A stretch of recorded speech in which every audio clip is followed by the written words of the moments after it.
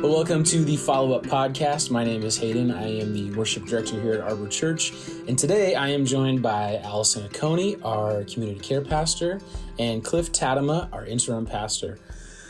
This last Sunday was it was a bit confusing for myself because I thought we were doing a one-off series. And then when I showed up for practice and Alison showed up, she asked me if I was going to play the bumper for Christmas stories. And I said, no, this is a one-off. And she was like, no, it's actually the last week of Christmas stories. So, and I had emailed you, I had emailed you last week, but it was a holiday, so nobody was getting emails. Yeah, so if you were a bit confused, if it was a one-off or part of Christmas stories, it was Christmas stories, and your message title was Between the Star and the Stable, which I think was a really cool, not only like a visual that you produced on the stage. If you listen to the podcast or you listen to the message via podcast, you didn't get to see, but Alison set up a stable on one side of the stage and then a star hanging from the roof on the other side of the stage.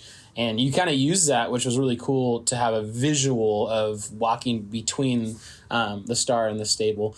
And before we get into, I want to talk more about that visual, but I just want to say, if you didn't notice, maybe you're listening, you didn't see the video of this podcast, but we were recording from home because the roads are not great. And we've got a little bit of coughs and sniffles going around on staff. So we just decided we don't need to be in the building if we don't have to be, and let's be safe. So we're recording from home. And it takes me back to March of 2020, which I hate. I hate that feeling. I know, I'm sorry. As soon as we log on to Zoom, it's like all those feelings come over us again. Yes. It was fun for about a week, the whole Zooming every day and working from home, but I don't miss it at all. So just wanted to get that out of the way, the housekeeping items. Let's hop into the message. They're right on cue, coughs and sniffles. That's right. So we finished Christmas stories the week after Christmas. And you talked about kind of our faith journey, our relationship with Jesus being defined between 2 points, right? The star and the stable. The alliteration is going to kill me over time, but the star and the stable. Can you just kind of, for maybe people who haven't listened to the message, what does the star represent? What does the stable represent for? So we, being the very last Christmas story, I thought we would take a look at the Magi, the wise men, and discuss what it's like between a promise given and a promise fulfilled. And I feel like in the Christian life, there are so many points in time where we're waiting for God to move and do the thing. And so for the Magi, they saw the star rise in the east and they began to follow it. Like first they had to figure out, what is that star? What's it doing over there? What's its significance and meaning? And then, okay, let's go and follow it. And so it took much longer than anticipated. It was not an easy trip in terms of some of the things that they encountered on the way. But ultimately, when they got to Jesus and saw that the Messiah indeed had come, they realized there was a fulfillment of a promise. Mm-hmm. So I just wanted to explore what it was like to be in between a promise given and a promise fulfilled. Yeah. And I thought you did a great job of it. We had talked prior to you coming up with this about doing something that maybe looked at where we've been and then where we're going. Yeah. And when you delivered this message, I thought, well, in a way, it kind of does. I mean, we could say very easily, hey, this year, when you are looking at promises that you want to be fulfilled, here are 3 things to take into consideration, because we just got done making your New Year's resolutions or whatever it is, that people do, or their hope for this new year, that it could be longer than you expect it to be. It could be more difficult. And who are you bringing along the way? Yeah. How's that? I got all 3 of them, and I don't even have any notes in front of me. That was actually commendable. Very impressive. Good job. Yeah, and, as a church, I think we originally were going to talk about where is Arbor now, where have we been, where are we going? And so as a church, I was going to be a little more specific on that. But then I realized so much of that parallels an individual's journey. Like, yes, we're looking for new leadership. There's a promise out there that someday we're going to have new leadership and we'll be in a different sort of season. Yeah. A rebuilding season, as you will. But we're not there yet. So along the way, how does that look? Yeah, which goes really well into your first point, which was going between the star and the stable may take longer than expected, which is funny because I feel like that point is it brings a little bit of solace to some people, right? Of, it's not that I'm not following God, right? It's that maybe sometimes this journey takes longer than I would like it to. And then to some people, it's frustrating because it's like, so you're telling me that there's no specific end date to this journey that I'm on. It's just, I could be like the Israelites wandering in the wilderness and no ETA, right? I know. That? Yeah. No, go ahead, Cliff. I was just going to say, isn't that the journey of life? I mean, we don't know, as much as we would like to. And I think that was what was, at the beginning of the message, Alison said, I just really felt like God wanted me to go in this direction. And I knew she had actually been thinking about that during the Christmas series when we shifted all those things around. And then that God would use that anyway. Yeah. But she also said, I'm just hoping that this makes a difference for at least one person, because I feel like, God, that this is a specific message for a person. Yeah. And I think there's probably a half a dozen anyway that have, including myself, that felt like, wow, this is really timely for me right now. Yeah, it was encouraging to hear that it touched some people and encouraged some people. I had someone reach out and say, we've been waiting for a baby for 1.5 years, and we're still, we're taking a different road with treatments and whatnot, and it's hard. And then someone else with a career change or career hope, it's taking much longer. And then a prodigal child who's not back in relationship yet fully. Parents are waiting for that as well. So I wanted to make sure that I wasn't talking about the promises of God that are like, hey, forgiveness of sin, salvation, and eternal life. Like, there are some promises that, we can claim right now and walk in the joy of that fulfilled right now. But I was talking about more like either a call on a life, or a hope that people are trying to cling to. Like, I will be a parent one day, or I will have a family one day. I'll find a life partner. My child will come back and be in relationship with us. That kind of hope. Yeah. Right. And you did a great job of comparing that, because when we're looking at Abraham and David and Anna and Simeon and how many didn't have to wait longer than they thought they were going to. I'm sure, at least I would sure think so, because we weren't talking. I mean, when David gets anointed to become the next king, if I'm putting myself in his place, I'm thinking this is happening, fairly soon. 15 days, 15 months, but not maybe 15 years. Right. Yeah. Right? Certainly not. Yeah. Yeah. Yeah. Yep. Yeah.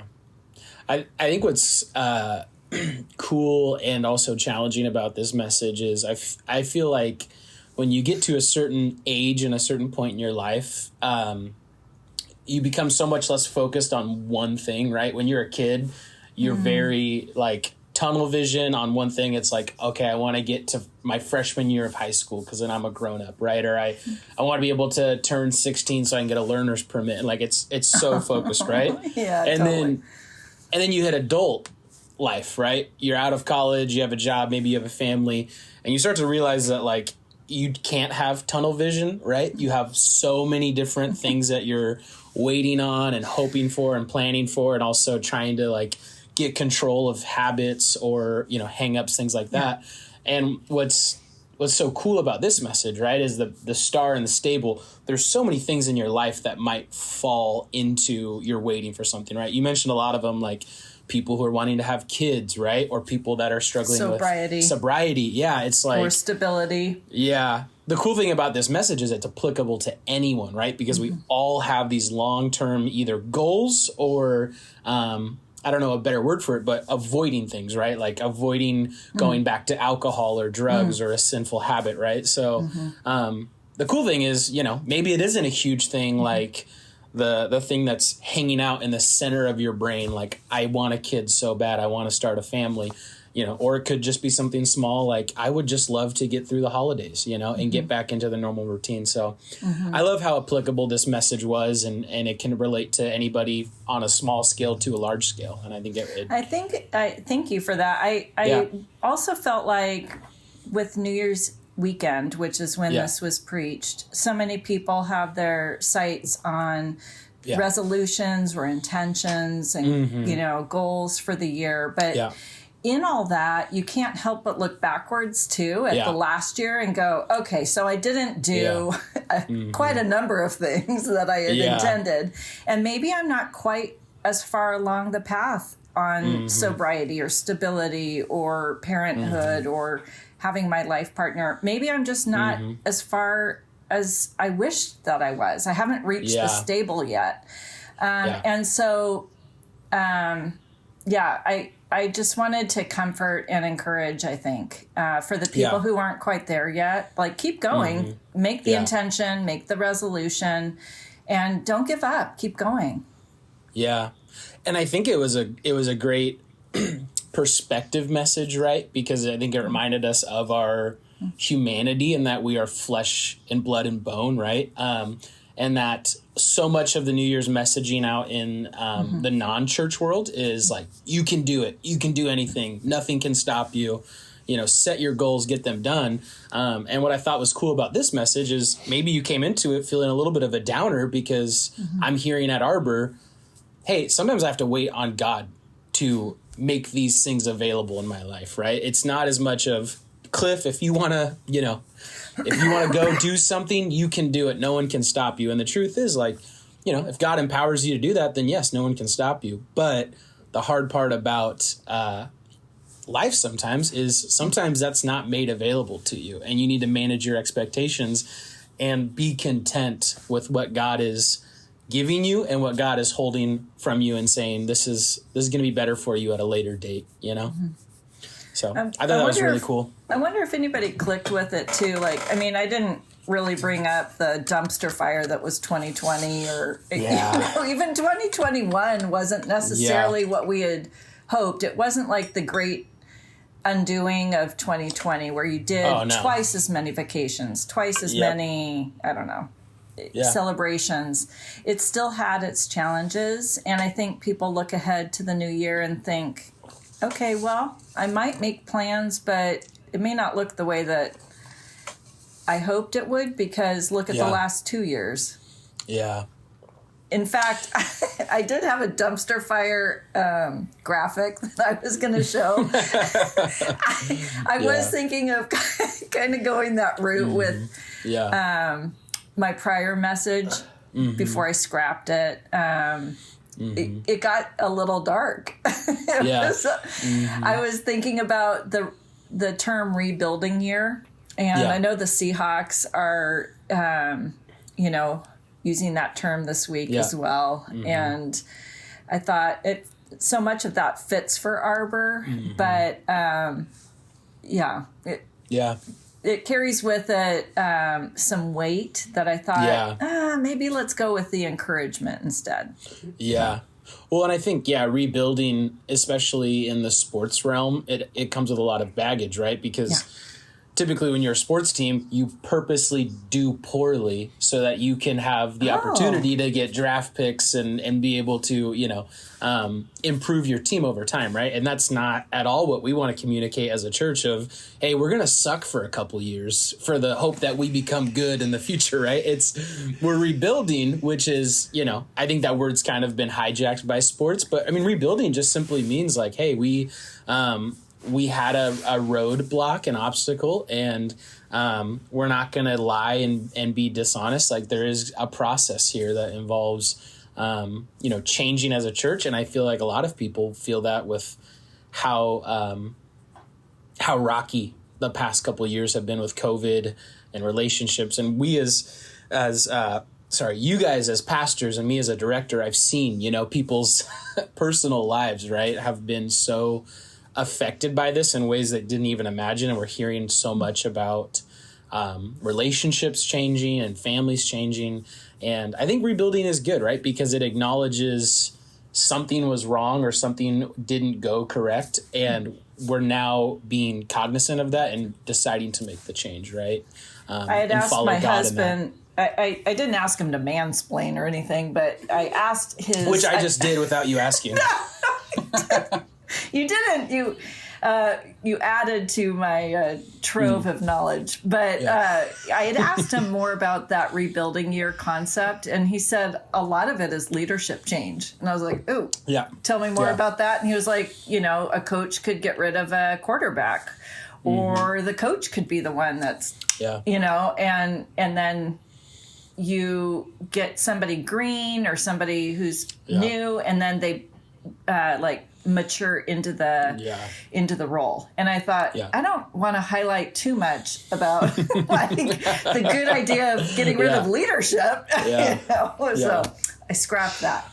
I think it was a good idea. And I just don't know if...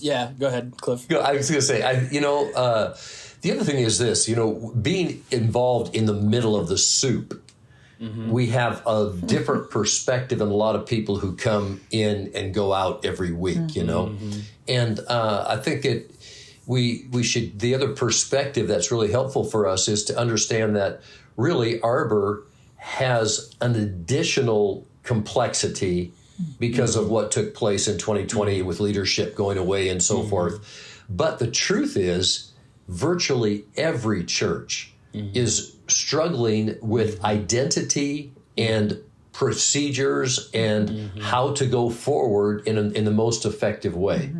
And I'm sure there will be a lot of different solutions arrived at or concepts, some of which will work and be effective and some which won't. But we are in that season. So I think for Arbor, it's just like we got one more thrown at us, that just increased that, if you want to call it Olympics, the difficulty factor, it just increased the difficulty factor. But it didn't change what everybody is going through now. And I think that message of, hey, everybody's trying to figure out this, what's the new normal?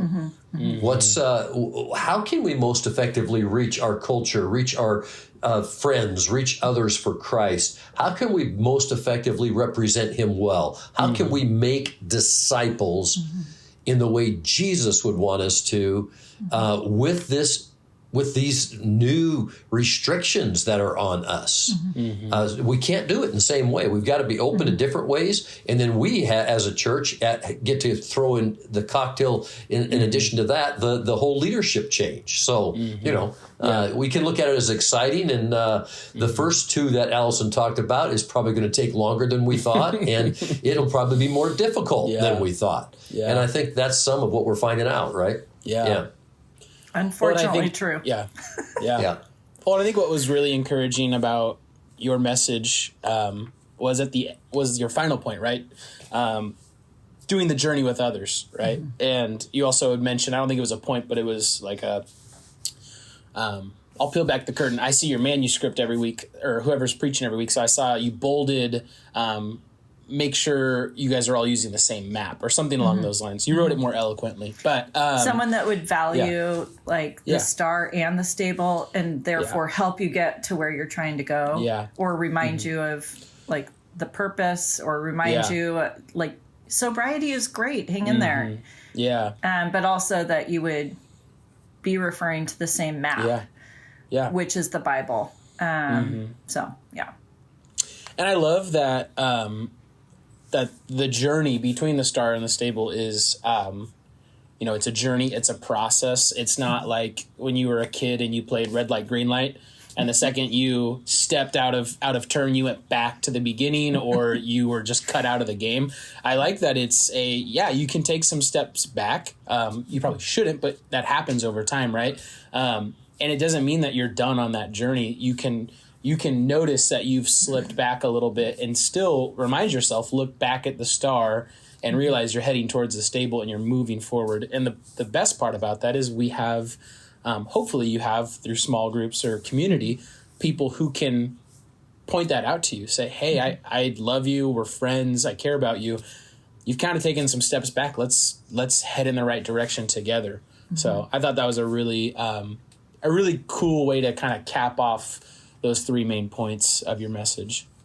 And a lot of times analogies and metaphors can break down somewhere. So this may happen as I try to kind of spin this. But let me hear, because to me, I think as a church, Alison said that our map is the Word of God, and that's the most fundamental thing. But I think as a church, when this happened, for a minute, we kind of lost a little bit the map of how we're going to get there. Not of where we're going, but how are we going to get there? And to me, I really do feel like as a church, as leadership, we have congealed on that. We have looked at the different maps and we've said, this is what we want to be. We want to be a church that's going to be reaching for helping the hurting. We want to be one that's going to be authentic. We want to be one that's going to be loving each other.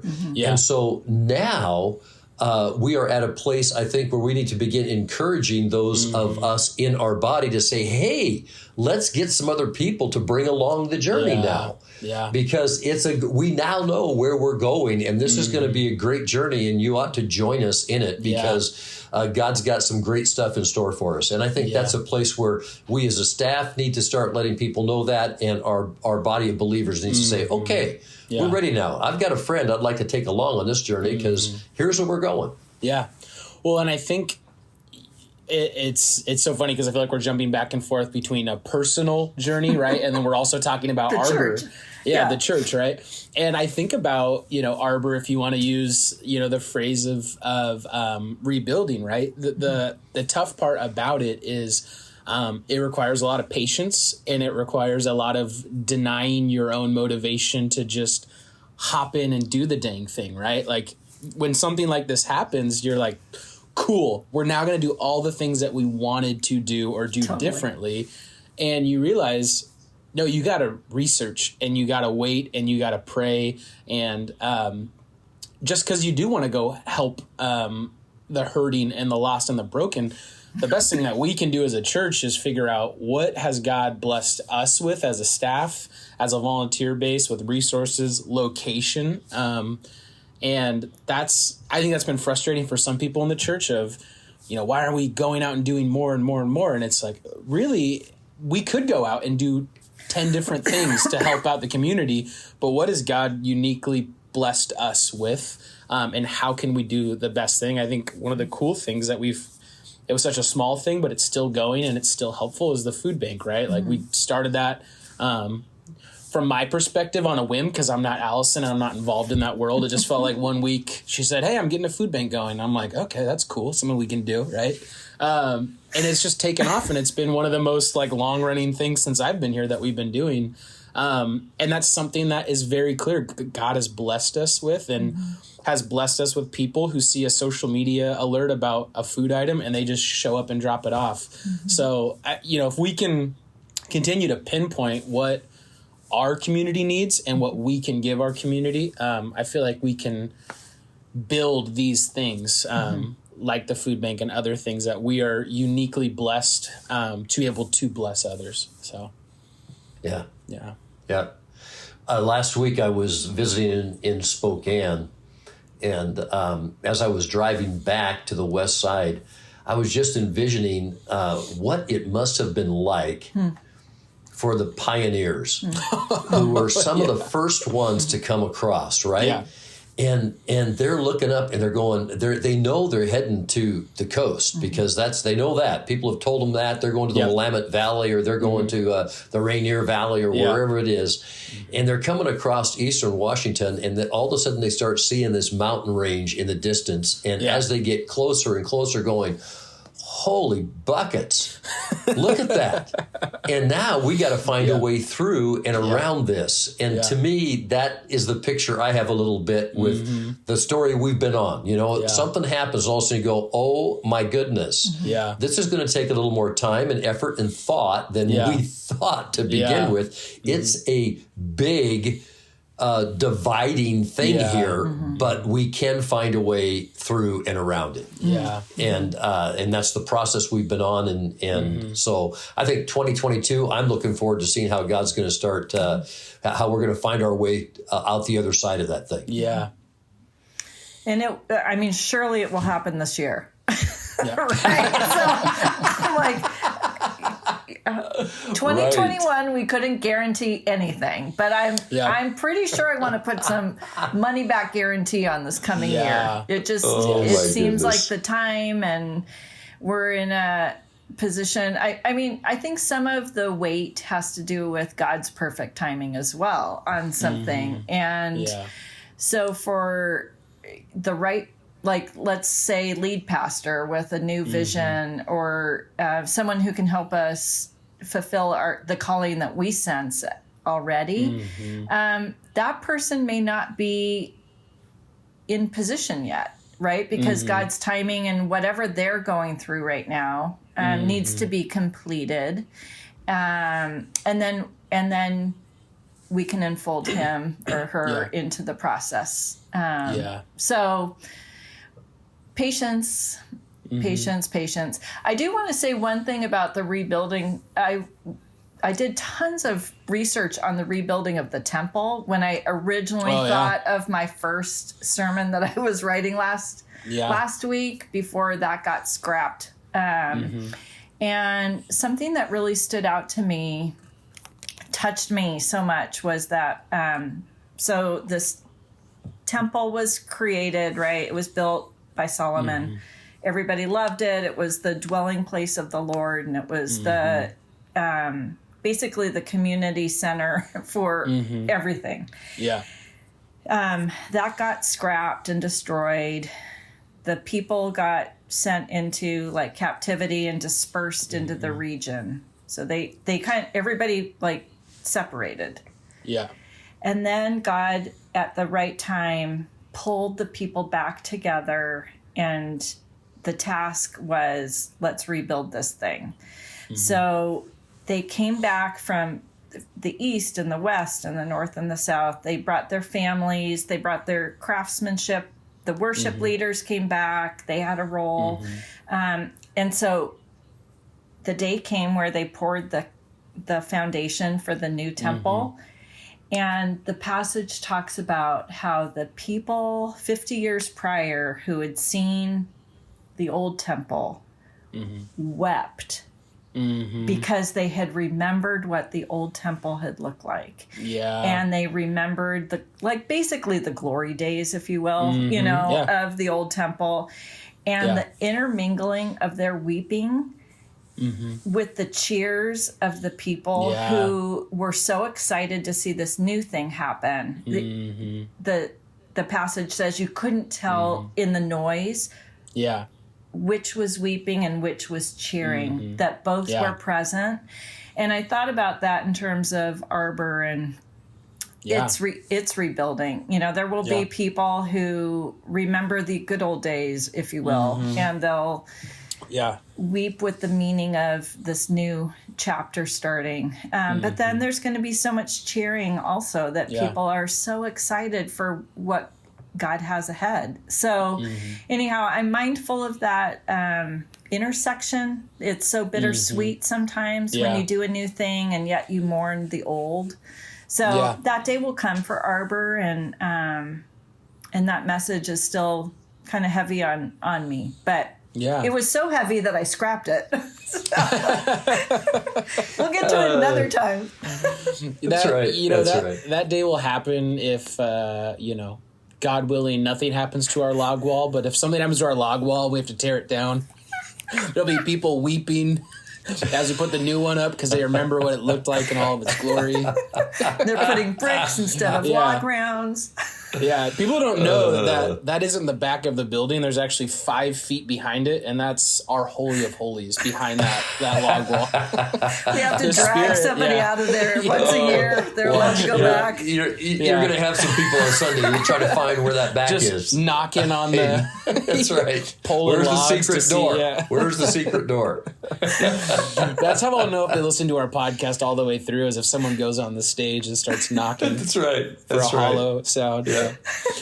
We'll stick money back there if you find it. So that's your incentive to listen all the way through the podcast. There's money hidden behind the logs. Go and find it. Yeah. Well, there's oh, I'm sorry. Hayden, no, go ahead. Go ahead. I was going to say there's another takeaway here that I just want to throw out. Alison came to me and said, this is such a simple message.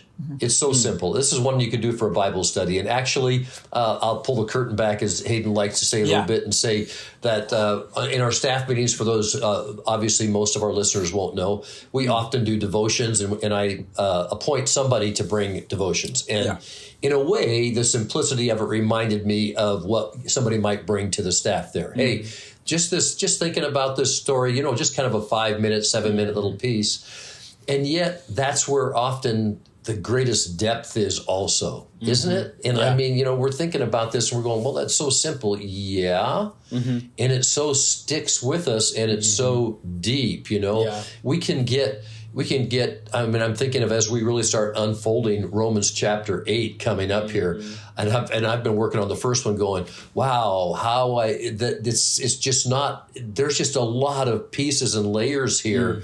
Where is that simplicity that you can just easily remember all 3 parts, In my mind, I always look for one theme that I can run all the way through, because it's hard for me to ever remember 3. But the way Alison presented it, I actually have and do. So, it's ready for Sunday school for sure. That's what I kept telling everyone. I'm like, we could do this one in the Grove where the preschoolers are. It's just the simplest thing ever. But somehow it was the message God laid on my heart. And I thought, okay, well, we'll see if somebody out there can be encouraged by it. So, good stuff.